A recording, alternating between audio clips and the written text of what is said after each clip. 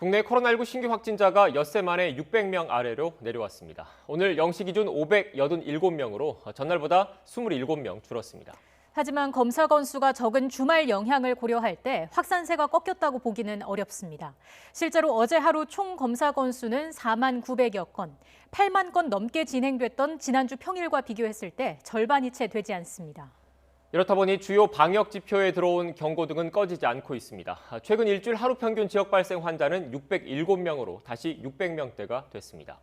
2.5단계 기준의 상한인 500명보다도 100명 이상 많습니다. 감염 경로를 아직 모르는 신규 확진자 비율도 여전히 높습니다. 어제 0시 기준 최근 2주 동안 27.5%에 달합니다. 그만큼 방역망의 사각지대에서 이루어지는 조용한 전파가 많다는 의미입니다. 4차 유행에 대한 우려가 이렇게 커지고 있지만 정부는 일단 거리 두기 단계를 올리진 않았습니다. 수도권 2단계, 비수도권 1.5단계를 오늘부터 다음 달 2일까지 유지하기로 했습니다. 다만 단란주점과 헌팅포차 등 2단계 지역 유흥시설 6개 업종은 원칙적으로 영업을 금지했습니다.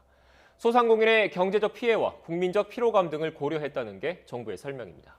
그러나 이 같은 조치를 놓고 엇갈린 반응이 나오는 것도 사실입니다. 방역의 관점에서 거리 두기 단계를 올렸어야 한다는 주장과 일률적인 영업 제한으로 자영업자의 피해가 커지고 있다는 의견이 맞서고 있습니다. 특히 오세훈 신임 서울시장이 강하게 목소리를 내고 있습니다. 업종별 특성을 고려한 이른바 서울형 거리 두기의 추진을 예고했습니다. 감염법, 예방법 등에 부여된 지자체장의 예방조치 조정 권한을 활용하겠다는 겁니다. 문제는 지역 간의 형평성입니다. 코로나19 확산세와 경제적 피해가 비단 서울시에 국한된 건 아니기 때문입니다. 방역체계의 혼란을 막기 위해서 사전에 중앙정부와 긴밀한 협의가 필요하다는 지적이 나오는 이유입니다. 그럼 취재기자 연결해서 더 자세한 내용 알아보겠습니다. 구수본 기자. 네, 서울시청입니다. 네, 오늘 오전 오 시장이 브리핑을 했는데 서울형 거리 두기에 대한 구체적인 내용이 나왔습니까? 네, 오늘 브리핑에는 담기지 않았습니다. 다만 일률적인 규제 방역이 아니라 상생 방역으로 전환해야 한다는 주장은 이어갔는데요. 오 시장은 정부의 재난지원금이나 손실보상 방안보다도 소상공인을 살릴 근본적인 해법은 영업을 할 수 있게 하는 거라고 강조했습니다. 그러면서 업종, 업태별 맞춤형 방역 수칙으로 매출 타격은 최소화하되 방역 수칙과 사업주의 책임은 강화하겠다고 했습니다. 시설별 단체들과 논의해 이번 주말까지 매뉴얼을 마련한 뒤 시행 방법과 시기 등을 놓고 중대본과 협의한다는 계획인데요.